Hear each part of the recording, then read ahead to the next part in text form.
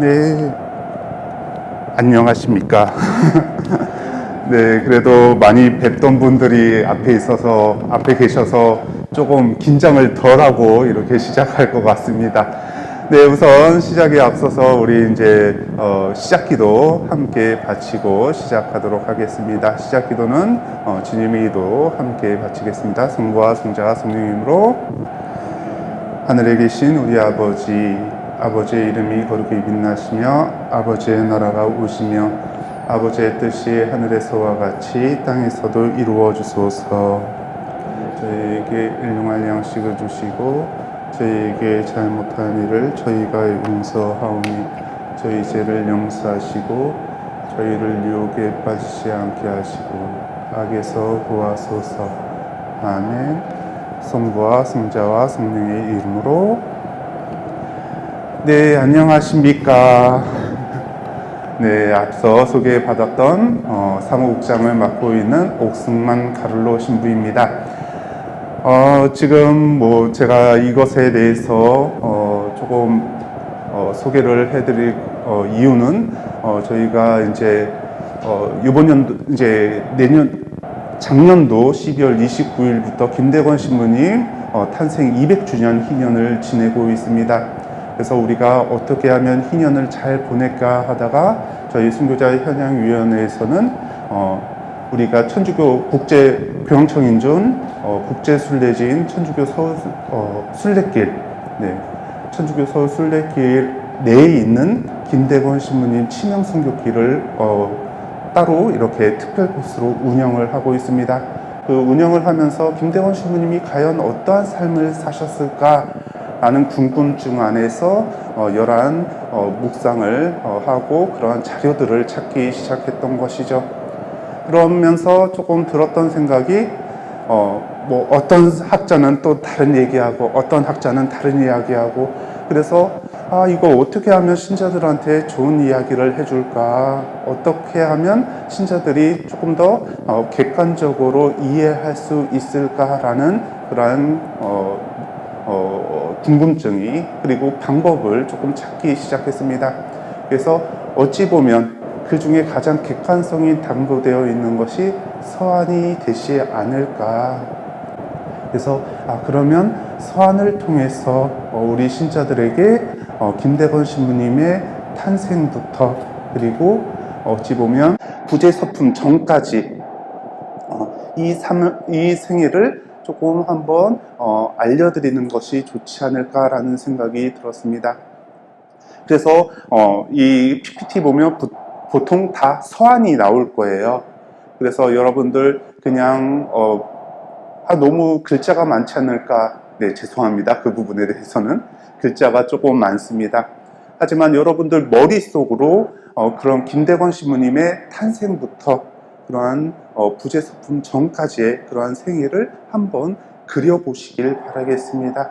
그래서 이러한 묵상을 통해서 얼마나 김대건 신부님이 힘든 그 길을 걸어가셨는지, 그리고 그 사제 서품을 받기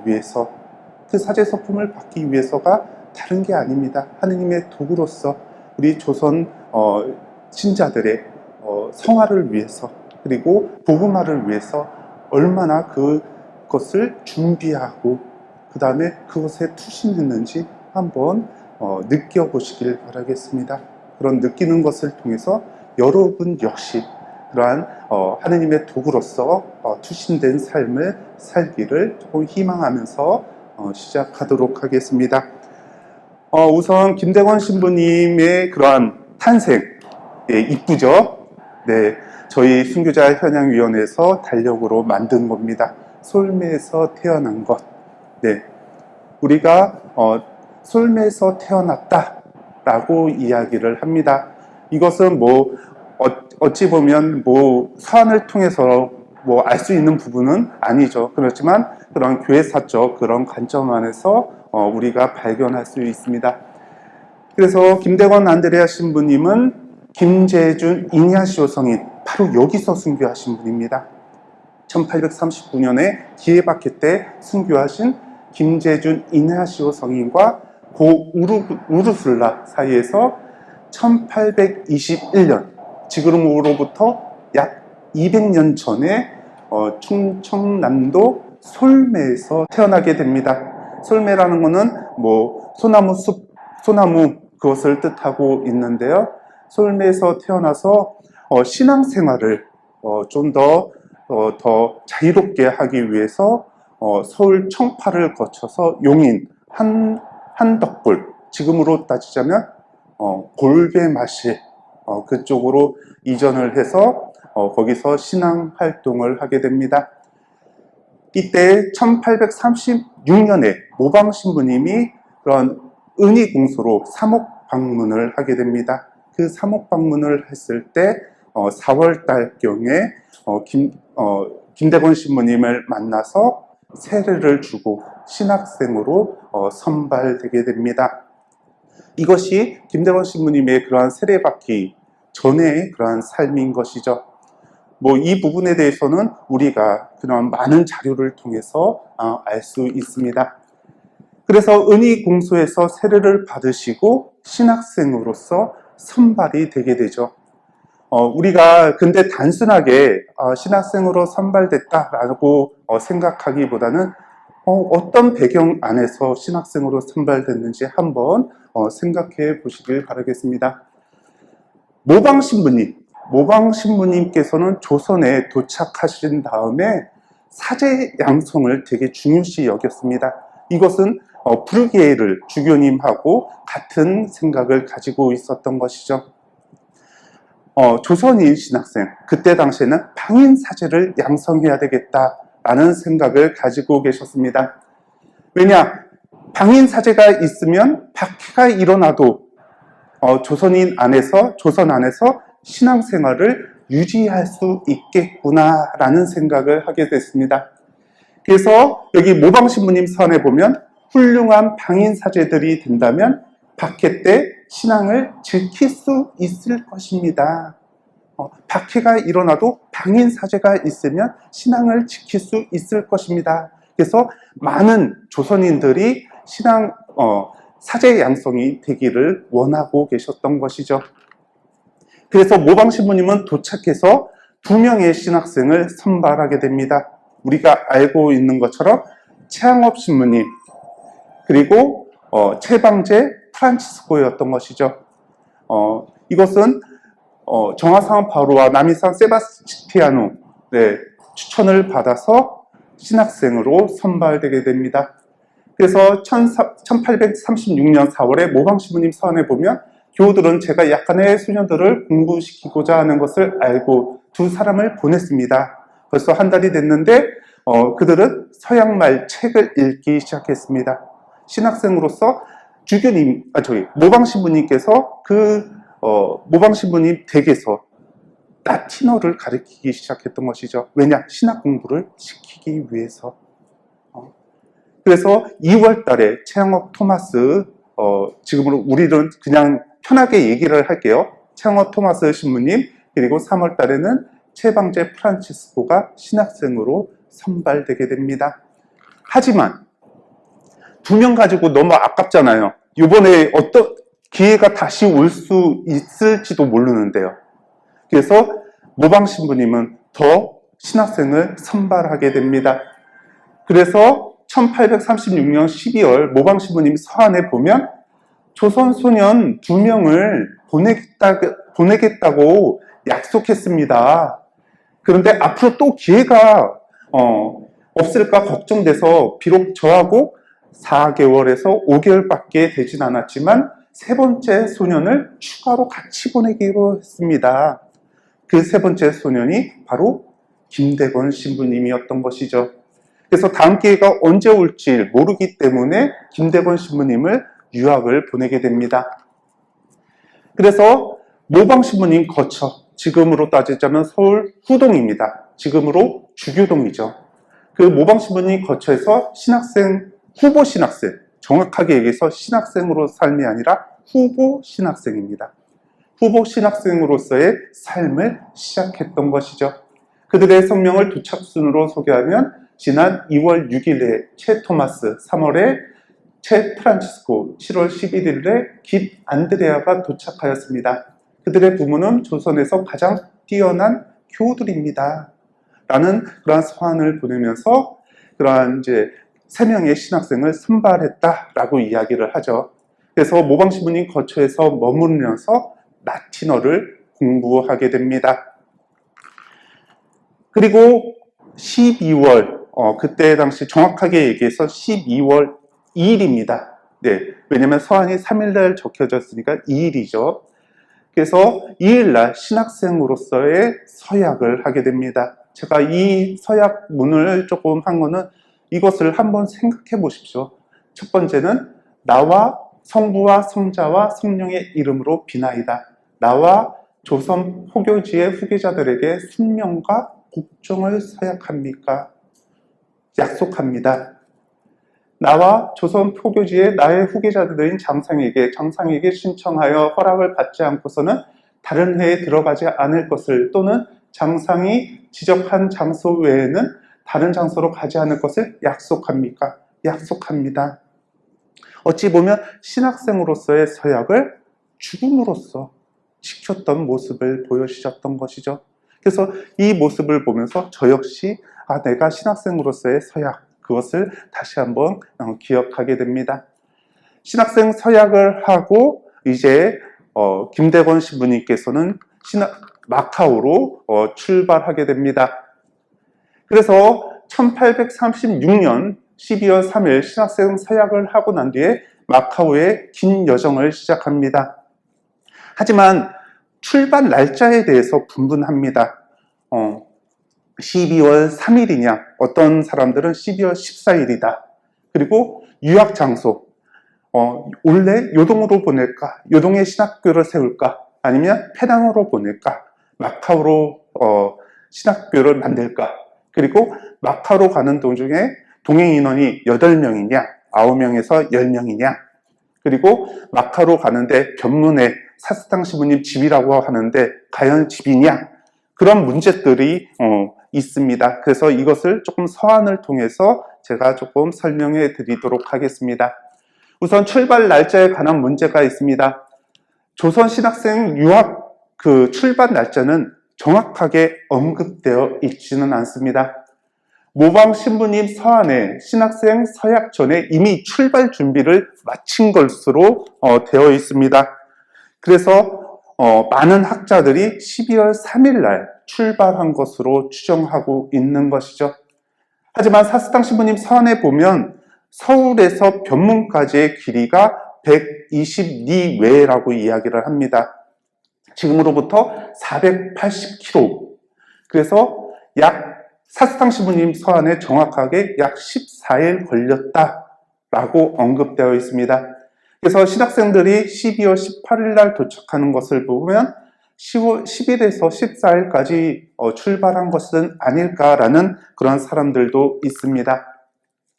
서한을 자세하게 보면 출발을 8시간 내지 10시간 앞두고 학생들을 포함해서 떠나기로 준비가 되었던 9명에서 10명의 교우들이 하마터면 떠나지 못할 뻔했습니다.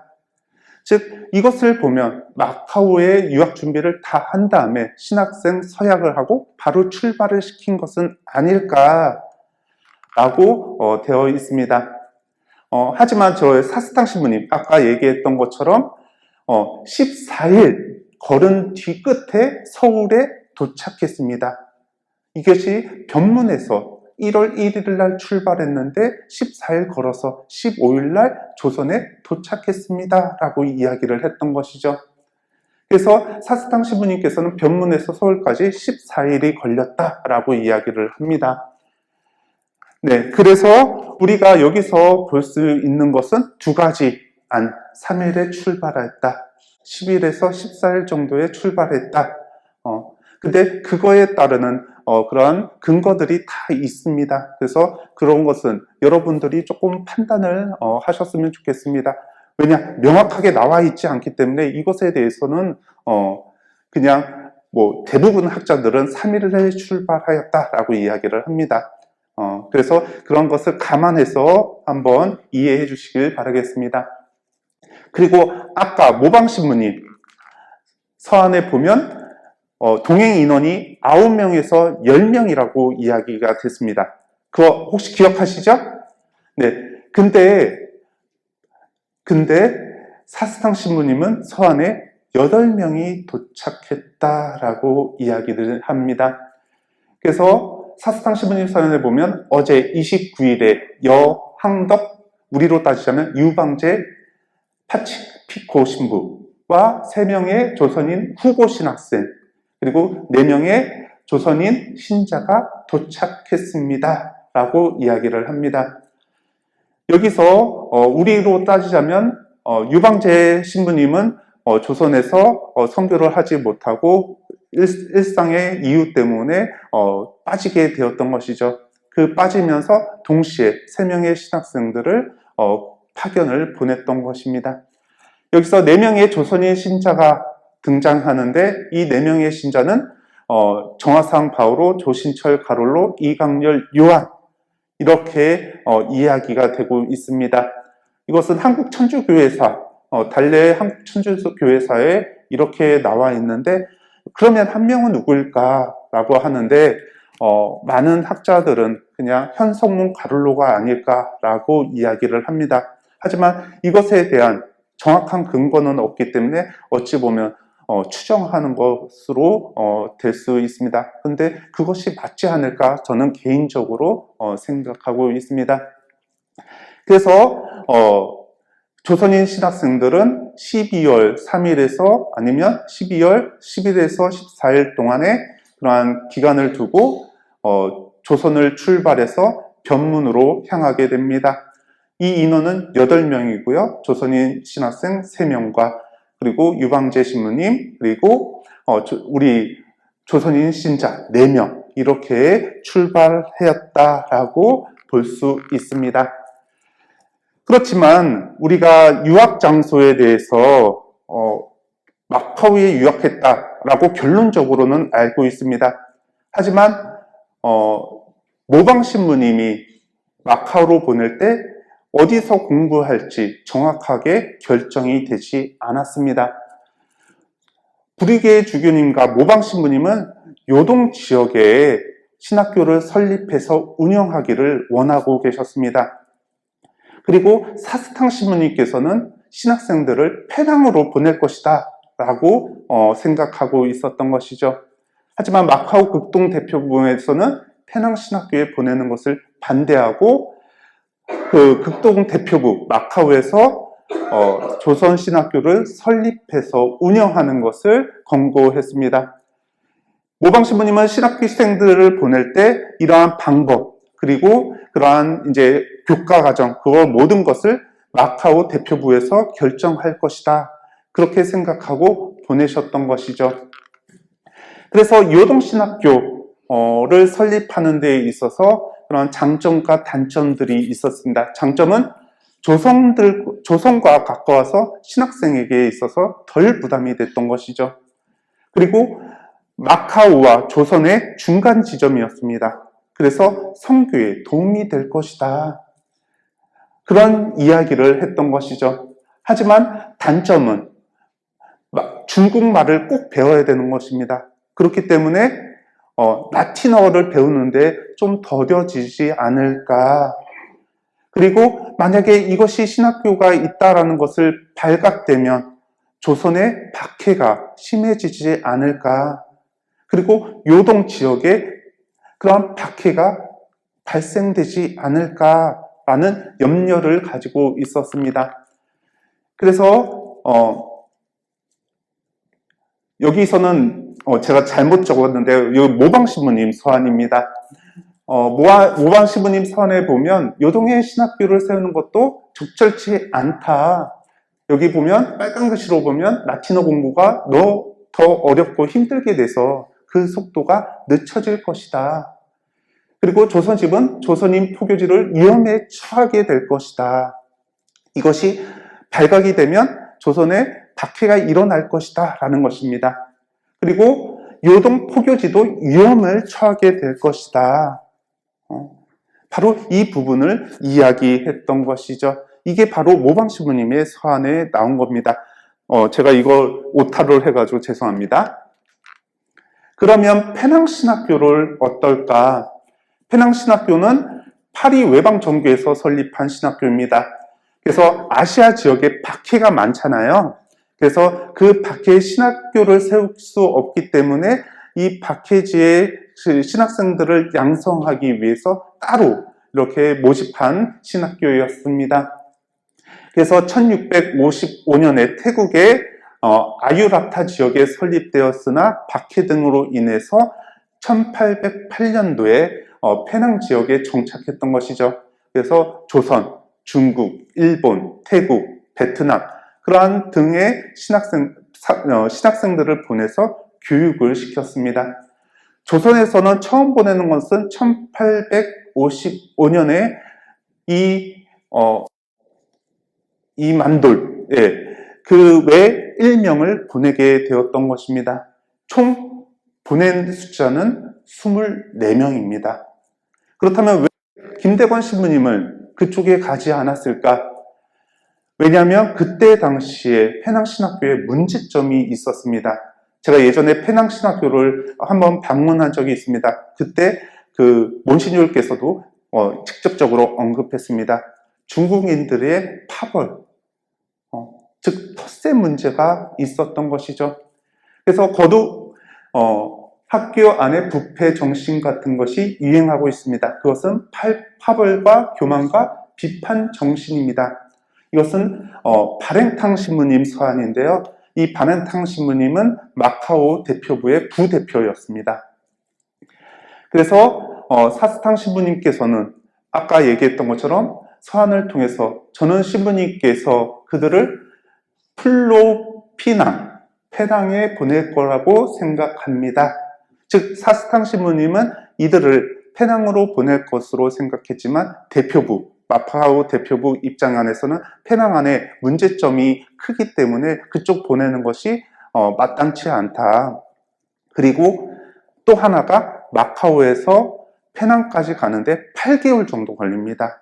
그래서 이 친구들이 힘들어 죽겠는데 페낭까지 가면 더 힘드니까 보내지 말자라는 것도 언급되어 있습니다. 그래서 결과적으로 보내지 않았던 것이죠. 그래서 마카오에 조선신학교를 설립하게 됩니다. 모방 신부님께서는 아까 얘기했던 것처럼 마카오 극동 대표부 대표 신부님께 신학생 양성에 관한 모든 것을 일임하셨습니다. 그래서 극동 대표부는 앵베르 주교님하고 상의해서 결정하겠다라고 언급했던 것이죠. 서간이 오고 가는 가운데 안에서 칼르리 신부님을 조선 신학교 학장으로 대표로 임명하게 됩니다. 그래서 앵베르 주교님께서는 이러한 서한이 오고 갈 때 우리 조선 신학생들의 양성을 부탁드립니다 라고 했던 것이죠. 그래서 조선 신학교가 세워지고 운영이 되게 됩니다.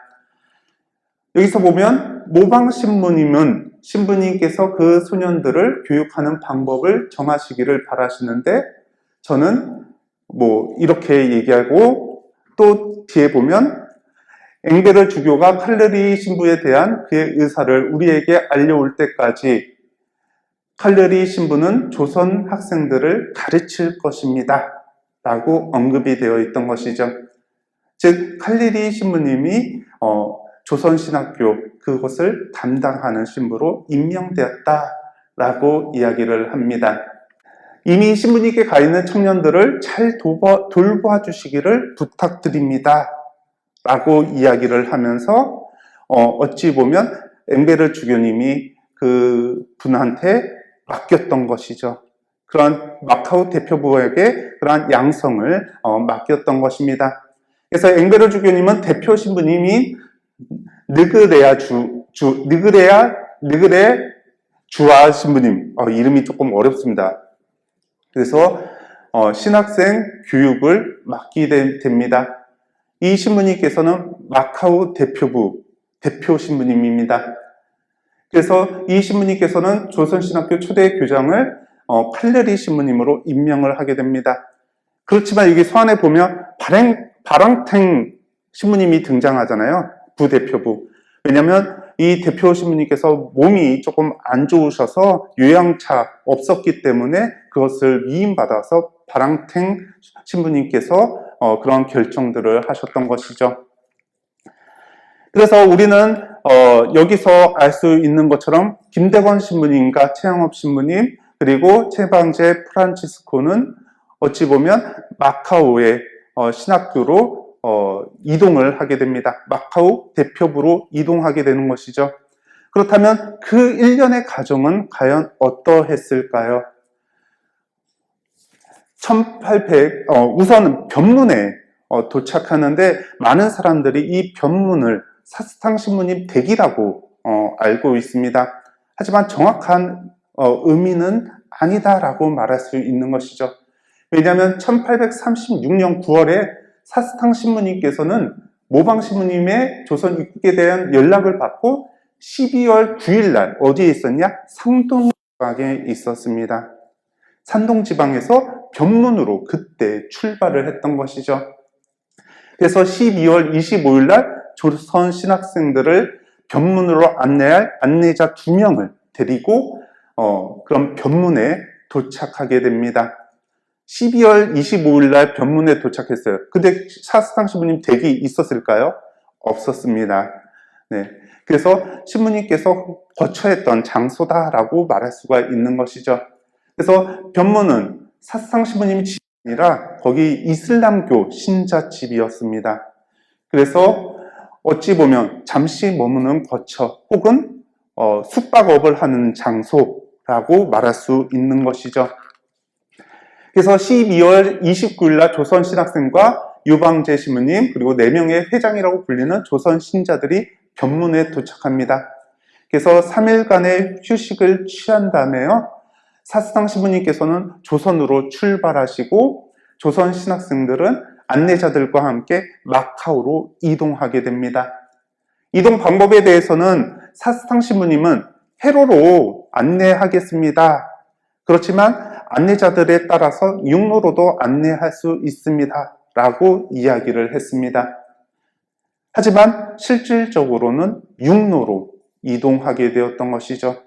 그래서 변문에서 1월 1일 날 출발해서 마카오에 6월 7일 날 도착하게 됩니다.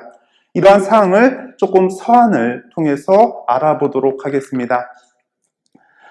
네, 사스탕 신부님이 남경에 산동 지방에 있었다라고 이야기를 하잖아요. 원래는 1834년에 조선에 입국하려고 시도를 했었습니다. 하지만 조선으로 들어갈 안내자가 없었던 것이죠.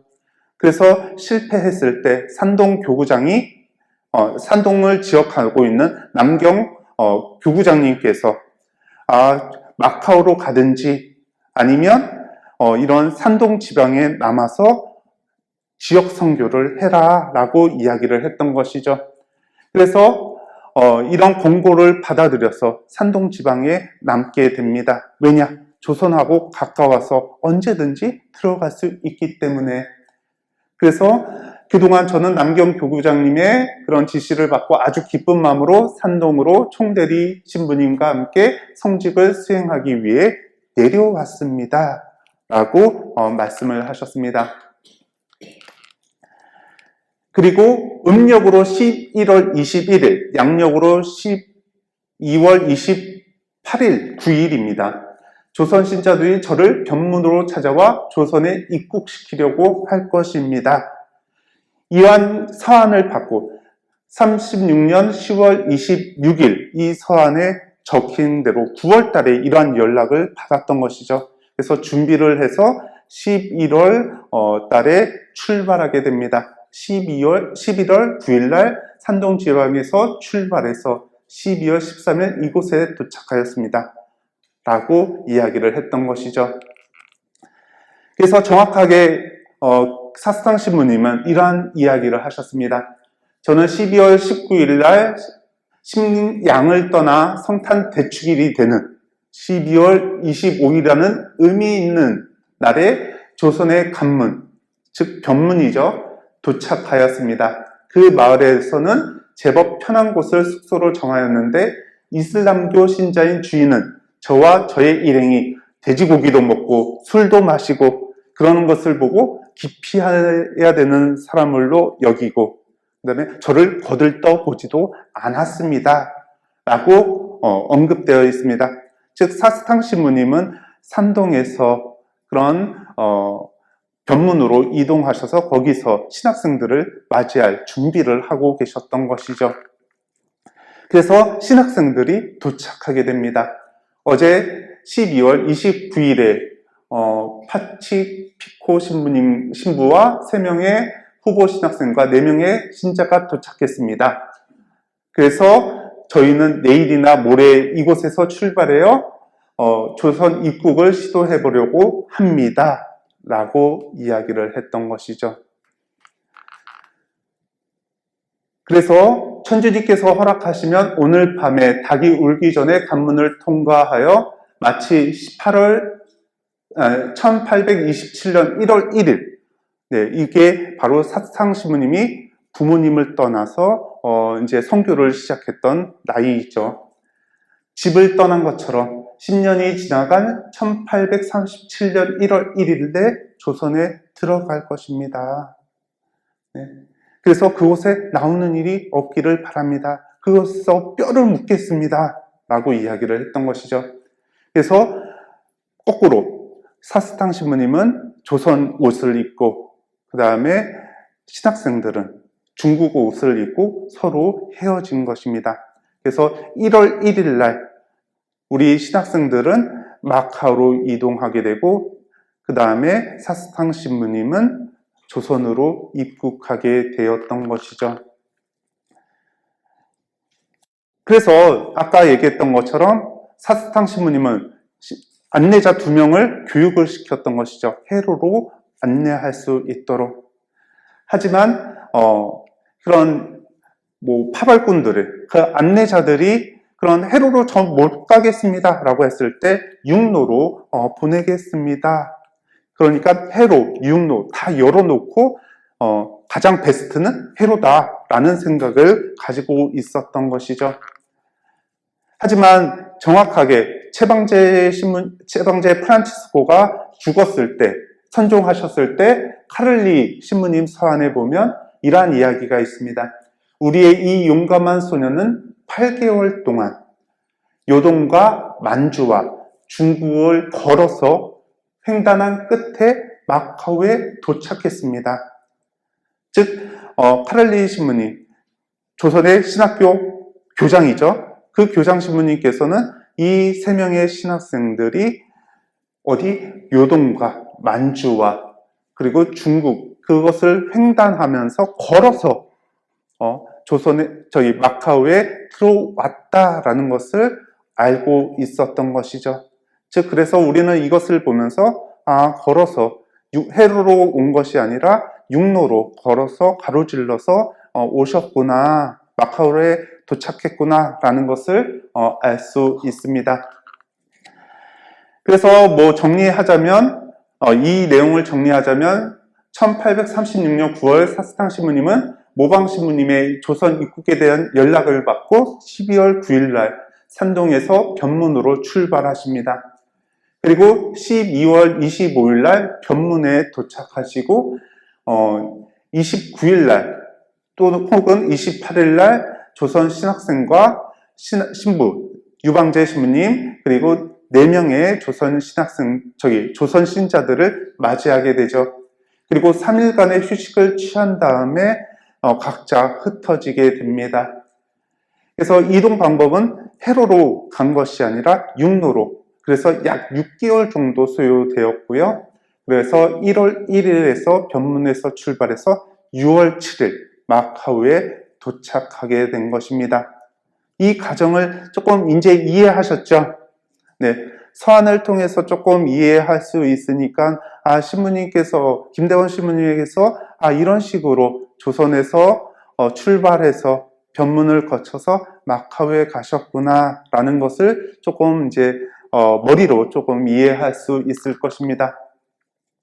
그래서 우리는 이제 신부님께서 마카오에 도착해서 바로 신학 공부를 하게 됩니다. 마커에서 유학생활을 시작하게 되었었던 것이죠.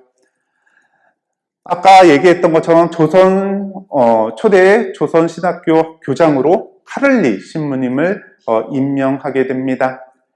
그래서 이 카를리 신부님은 원래 마카오에 신학교가 있었어요? 없었어요? 없었잖아요. 그래서 새로 만드는 것 때문에 많은 물품들이 부족하게 됩니다. 그래서 파리에 있는, 파리 외방 정교회잖아요. 그러니까 파리에 있는 신학교 신부님이 담당자한테 좀 물품 좀 지원해 주십시오 라고 서한을 보내게 됩니다. 그리고 이 조선 신학생들 너무 성품이 훌륭합니다. 신학생으로서 훌륭합니다 라고 언급했던 것이죠. 여기서 보면 빨간 글씨만 읽을게요. 이거를 다 읽으면 시간이 너무 없을 것 같아서 빨간 글씨만 읽겠습니다. 이 학교의 교장이 된 나의 조선 소년들의 목소리가 매우 신 목소리고 완전히 음정이 맞지 않는 목소리라는 말을 하는 것을 잊었습니다. 그래서 그러기 위해 4에서 5 피아스트르 값의 선풍금이 있으면 아주 좋겠습니다. 이 말은 다른 말로 이 돈을 달라라는 것이죠. 지원해 주십시오. 네. 그리고 물품들, 주문품은 이러합니다 라고 이야기했던 것처럼 이런 것 좀 보내주십시오. 아니면 돈으로 보내주십시오 라고 이야기를 했던 것입니다. 그리고 3명의 조선 소년들은 훌륭한 사제에게 바람직스러운 것, 신심, 겸손, 면학심, 선생에 대한 존경 등 모든 면에 있어서 완벽합니다. 완전합니다. 라고 칭찬을 맞이하지 않았습니다.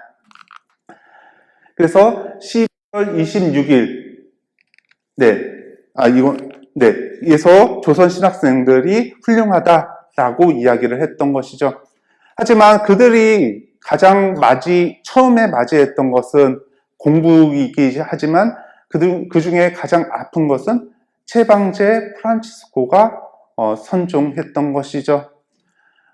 이것은 그때 당시에 풍통병이다라고 이야기를 하지만 많은 사람들이 그러한 조선에서 출발해서 그러니까 12월 3일 또는 10에서 14일 정도에 출발해서 6월 7일 거의 한 7개월 가량 걸어서 이동을 했던 것이죠. 그래서 체력이 많이 떨어진 것은 아닐까. 그래서 그런 병을 이기지 못할 정도로 몸이 쇠약해진 것은 아닐까라는 생각을 많이 하게 되죠. 그래서 결과적으로 11월 26일 또는 27일에 선종하게 됩니다. 그래서 11월 26일에서 27일 밤중에 그의 병사 곁에서 바친 야가가 조가가 끝나자 나는 프란치스코 사베리오의 숨결이 점점 곤란해지고 있음을 알아차리고 즉시 다른 두 학생과 함께 임종 기도를 바치기 시작했습니다. 즉 김대건 신부님, 최양엄 신부님, 그리고 카를리 신부님이 함께 모여서 그런 임종 기도를 하면서 하늘나라로 올라가셨던 것이죠. 네, 우리는 이것을 보면서 그런 최방제 프란치스코의 그런 아까운 그런 마음, 그런 것을 조금 느낄 수 있을 것 같습니다. 하지만 꽃길만 있는 것이 아닙니다. 공부만 한 것이 아니죠. 1839년에 조선 신학생들은 마카오에서 필리핀으로 피신하게 됩니다. 1839년에 중국과 영국 간에 그런 다툼이 있습니다. 이것을 우리는 아편전쟁이라고 이야기를 하죠. 제1차 아편전쟁이 일어나게 됩니다. 그래서 밀란이 일어나고 갖가지 소요가 일어나서 신학생들의 안위가 걱정이 돼서 피신하게 됩니다. 그때 필리핀으로 피신을 했는데 이때 학장이 바뀌게 됩니다. 카를리 신부님에서 데플 레슈 신부님으로 바뀌게 된 것이죠. 그래서 이 신부님께서는 신학생들이 건강에 유의해야 되겠다라고 해서 매일 1시간씩 산보를 시키고 그런 이제 김대건 신부님의 건강이 많이 안 좋다라고 언급하고 있습니다. 그리고 신학 공부를 가르치는데 신학 교리에 대해서 충돌을 일으킨다. 그것을 언급하고 있는 것이죠. 그래서 그 부분에 대해서는 서한을 통해서 자세하게 설명해 드리도록 하겠습니다.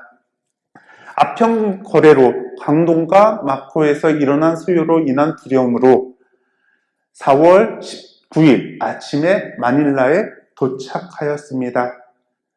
즉 밀란과 그런 소요로 인해서 그러한 안전상 마카오에 4월 19일 날 이동하게 되었던 것이죠. 그래서 거기서 마닐라로 이동을 하게 됩니다. 하지만 마닐라에서 이제 이 신학생들을 어디로 보낼까? 그래서 참사에서 결정을 하게 됩니다. 그 장소가 놀론보에 있는 그런 곳이죠. 그래서 놀론보에 보내기로 했고, 그래서 7시간 향해 끝에 놀론보에 도착했습니다. 데플레시오 신부가 매일 조선 학생들에게 수업을 매우 잘 시키고 있으며, 즉 신학 공부를 시켰던 것이죠. 그 밖의 시간은 중국말을 배우고 있습니다. 하지만 안드레아는 자주 복통과 두통과 요통을 앓습니다. 그리고 마카오에서 물건을 들었을 때 허리가 아프다, 허리에 고통을 느꼈습니다. 하지만 추후에 서한에 보면 이것을 이야기하지 않았다. 그래서 조금 혼을 냈다라고 이야기도 되어 있습니다. 그래서 매일 나는 그들에게 교리를 좀 가르치고 있는데 저는 그것이 필요한 것이다 라고 생각하고 있습니다. 그 중에 리브아 신부님께서는 두 가지를 언급하고 있습니다. 첫 번째가 바로 삼위일체 논쟁입니다. 토마스는 천주 성삼의 제2위인 성자가 아버지가 아들보다 더 능해야 한다는 단순한 이유에서 제2위인 성부보다 덜 능해야 한다고 확신하고 있습니다. 이것을 간단히 얘기하면 유교 사상이 있잖아요. 유교에서 아버지가 아들보다 무조건 높습니다. 그러니까 성부, 아버지, 그리고 아들, 예수님 이런 식으로 하니까 성부보다 높으면 안 된다라는 생각을 가지고 있는 것이죠. 이것이 철저한 유교 생각입니다. 하지만 서양 생각은 그런 것이 아니죠. 같은 품위를 가지고 있고 같은 위격은 다르나 그런 존경에 있어서 공경에 있어서 그것이 똑같다라고 이야기를 하는 것이죠. 바로 이것에 충돌이 있었던 것입니다. 또 한 가지는 우리가 여기서 고해성사죠. 우리는 신부님들이 얘기했을 때 대제는 꼭 얘기해야 됩니다. 하지만 소제는 내가 마음에 걸리면 그때 얘기하셔도 됩니다 라고 이야기를 합니다. 필수적인 것이 아니다 라고 이야기를 했던 것이죠.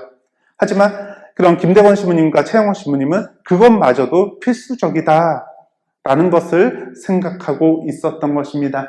그래서 그것이 아니다, 너희들이 잘못 생각했다 라는 것을 알려주었다 라고 이야기를 합니다. 그래서 그들이 나를 믿기까지 너무 힘들었습니다. 그 과정이 너무 힘들었습니다 라고 고백을 했던 것이죠. 즉 이렇게 필리핀 생활 안에서 이런 어려움과 그리고 신학적 문제를 야기시켰었던 것입니다. 그래서 6개월 동안 필리핀 놀론보이에서 생활을 하게 됩니다. 그 생활 후 소요가 어느 정도 진정이 됐죠. 진정이 되자 다시 마카오로 귀환하게 됩니다. 이것은 11월 10일에서 15일 사이에 추정됩니다. 그래서 1840년에 메스트르 신부님과 베르네 신부님이 마카오에 도착하고 신학을 가르치고 41년도에 메스트르 신부님과 조선신학교 교육을 담당하게 됩니다. 이때 마카오에서 그 다음에 필리핀 놀론보이로 가면서 조금 많이 바뀌게 됩니다. 원래 조선신학교 학장이 누구였죠? 교장이 누구였죠? 카를리 신부님이었습니다. 근데 바뀌게 된 거죠. 여기서 보면 누구냐? 데플레슈 신부님으로 바뀌게 됩니다. 제가 이것까지는 정하지 않았는데, 왜냐하면 그 신부님들끼리 조금 분쟁이 있었기 때문입니다. 왜냐하면 칼리 신부님은 이 놀론보이에 있기를 원하지 않았어요. 아구스티노 회라고 해서 다른 곳에 있는 그 회에서 머물기를 원했던 것입니다. 왜냐? 놀론보이가 너무 환경적으로 더럽고 그 다음에 너무 음식도 맞지 않고 그렇기 때문에 신부님께서는 최고 겉돌았습니다. 그래서 지질 공부를 한다, 답사를 한다라는 핑계 안에서 신학교에 자주 있지 않았던 것이죠. 그렇기 때문에 신학교 교육이 이루어지지 않았던 것입니다. 그래서 바뀌게 되었다라고 추정이 됩니다. 그래서 데플레시오 신부님께서 신학생 교육을 담당합니다.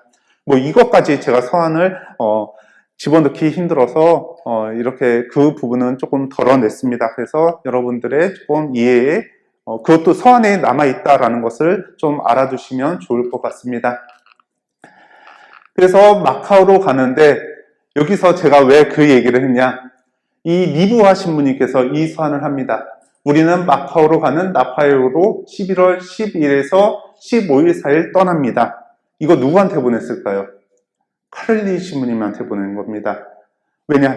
없기 때문에 서한을 통해서 야 우리 이때 떠나니까 너도 그때 맞춰서 같이 떠날 준비를 해 라고 언급했던 것이죠. 네. 그리고 이제 아까 메스트르 신부님께서 이제 신학생들을 담당했다라고 이야기를 합니다. 그래서 신학생들을 담당하면서 이 신학생들을 잘 케어하기 위해서 어떤 것이 필요할까? 그것을 서한을 통해서 건의를 하게 됩니다. 첫 번째로는 대표들은 학생들을 보내는 교구장들의 명백한 허락 없이 또는 파리 신학교의 허가 없이는 어떠한 학생도 대표부에 받지 않는 것이 적절해 보입니다. 왜냐하면 그때 마카오에서 공부했던 것이 조선 신학생들만이 아니었습니다. 코친 차이나 족 한 명이 그때 당시에 서한에 제가 이거 구체적으로 나와 있지는 적지는 않았는데요. 그때 싱가포르 쪽에 이제 사람을 파견을 보냈던 것이죠. 그래서 두 가지 그러한 사람들이 어울려져 있어서 아마 이러지 않았을까. 그래서 두 번째로는 대표부에 학생들이 있을 경우에 대표들이 그들의 교육을 맡고 그곳에 들르는 선교사들에게는 맡기지 않는 것이 적절해 보입니다. 네. 이것은 어찌 보면 신학생들이 한 신부님 안에서 지속적으로 공통된 그런 흐름을 가지고 공부를 시키기 위해서였던 것은 아닐까. 그리고 학생들에게는 그들을 보내는 교구장들의 요구가 없이는 라틴어와 그들의 나라 말만 가르쳐야 할 것입니다. 그때 뭐를 가르쳤냐? 데플레슈 신부님은 중국말도 가르쳤다라고 이야기를 하죠. 그러니까 이러한 부분에 대해서 이야기를 하지 않았을까라는 생각이 듭니다. 그리고 학생들에게 지하실과 주방 일을 맡기지 말아야 되고 등등등 이야기를 했던 것이죠. 즉 메스트르 신부님께서는 조선 신학생들이 더 잘 양성될 수 있도록 그렇게 사랑을 가지고 이것을 건의를 했다라고 사람들은 이야기하고 있습니다. 그래서 이제 1842년도에 김대건 신부님께서는 마카오에서 공부를 지속적으로 하고 계시다가 조선으로 입국을 하기 위해서 마카오에서 출발하게 됩니다. 이때 기회가 찾아왔어요. 그때 이제 제가 1839년도에 뭐가 있었다고 그랬죠? 아편 전쟁이 있었다라고 이야기를 합니다. 그래서 결과적으로 그런 청나라에서는 영국에게 굴복을 하게 됩니다. 그래서 1842년에 난징 조약이 체결이 됩니다. 이 난징 조약 체결로 인해서 영국의 그러한 권한이 조금 넓어졌던 것이죠. 근데 프랑스는 그것을 그냥 가만히 두고 볼 수는 없잖아요. 그래서 그런 이권을 얻고자 난징 조약 했을 때 이권을 얻고자 함대를 보내려고 합니다. 그 함대가 두 가지 있는데 에르곤호의 세실 함장이 있습니다. 이 함장이 니브아 신부님한테 찾아와가지고 저희 통역사 좀 구해주십시오. 통역 좀 같이 해주십시오. 라고 이야기를 한 것입니다. 그리고 저희 조선까지도 들어갈 겁니다. 그 이야기를 듣자 그 신부님께서는 혹한 거죠. 왜냐? 조선에 들어간다. 조선하고 지금 연락이 끊겼는데 그 이유는 무엇일까요? 1839년에 기해박해가 발생이 됐습니다. 그 안에서 연락이 끊겨졌던 것이죠. 그렇기 때문에 연락이 안 되고 걱정되고 그러니까 이 기회에 그러면 조선으로 간다고 하니까 그 조선의 근원과 우리 선교사들을 보내야 되겠다라는 생각을 하게 되었던 것이죠. 그래서 조선 안의 상황과 입국로를 알아보려고 메스트르 신부님과 김대건 신부님을 파견하게 됩니다. 하지만 세실 함장은 그렇게까지 생각을 하지 않았던 것입니다. 그래서 결과적으로 난징 조약을 체결하는 것을 옆에 보고 그리고 어디로? 마닐라로 다시 회항하려고 했던 것이죠. 이때 메스트르 신부님하고 김대건 신부님께서는 우리 내려달라. 니네 왜 약속 안 지키냐? 내려달라 라고 해서 그 안에서 내려서 따로 움직이게 됩니다. 이때 남경 교구장님 도움으로 김대건 신부님과 메스트르 신부님께서는 상해에서 요동 백화점으로 이동할 수 있게 되었습니다. 그 내용을 조금 그래서 요동 백화점에서 머물면서 조선에 입국하려고 시도를 했었습니다. 이때 1842년 12월 27일 날 조선의 밀사 김프란치스코를 만나게 되었던 것이죠. 이분을 통해서 기해박해 참상에 대해서 듣게 되었습니다. 그때 조금 마음이 아픈 거는 이때 김재준 이냐시오께서도 순교하셨다라는 것을 들을 수밖에 없던 것이죠. 자신의 아버지의 순교를 듣게 되었던 것이죠. 그래서 1843년에 김프란치스코의 그런 도움을 받아서 김프란치스코가 나무꾼으로 행세를 하면 입국할 수 있겠습니다 라는 것을 해서 그렇게 입국을 하게 됐죠. 의주에서 하루 정도 묵었지만 포조들에게 발각돼서 다시 요동으로 백화점으로 이동하게 됩니다. 그래서 요동에서 머물면서 신학 공부를 하면서 조선 입국 경로를 조금 알아보면서 신학 공부를 하면서 부제품을 준비하게 됩니다. 여기서 보면 이제 니브아 신부님께서 서한을 보내온 것이죠. 세실 함장입니다. 조선에 가고 싶다는 말을 하며 제게 통역한 사람을 청했습니다. 저는 그 청을 하나님의 섭리라고 생각하고 세실 씨에게 우리 학생 중 한 명을 메스트르 신부님과 같이 주기로 했습니다. 그래서 그 이유가 나온 거죠. 조선 표교지에 관한 확실한 정보를 수집하고 또 그 포교지를 돌보도록 그리고 사람을 입국시켜야 하는 일이기 때문입니다. 즉 니브아 신부님께서는 이 기회에 우리 신학생들을 그리고 조선의 그러한 상을 좀 알아봐야 되겠다라고 생각을 하셨던 것이죠. 그래서 메스트르 신부님은 최영업 신부님을 동행시킬까 아니면 김대건 신부님을 동행시킬까 하다가 김대건 신부님을 선택했습니다. 그래서 메스트르 신부님은 동행할 학생으로 안드레아를 선택했습니다. 그래서 김대건 신부님께서 함께 이동하게 되었던 것이죠. 하지만 여기서 그때 얘기했던 것처럼 함장은 조선 해안을 지나가기로 저에게 약속했습니다. 조선에 가기로 저에게 약속했습니다. 하지만 9월 11일 날 그때 함장은 우리는 마닐라로 돌아갑니다. 마닐라로 돌아갑니다. 왜냐? 바람이 그쪽으로 안 불기 때문에 우리는 그쪽으로 갈 수가 없습니다. 네, 함선이 되는데 바람이 안 분다라고 해서 그쪽으로 가기 싫 않다. 그냥 갈 계획이 없었던 것이죠. 그래서 메스트르 신부님께서는 당신은 나를 속였으니까 즉시 하선시켜 주십시오 라고 해서 김대건 신부가 메스트르 신부님께서는 그때 하선을 하게 되었던 것입니다.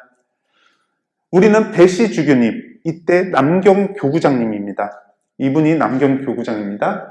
대접을 받았습니다. 그래서 영국배로 데려다 주도록 배를 보내줬고 우리는 그의 집에 묵었으며 그래서 9월 20일에 우리에게 알려주었습니다.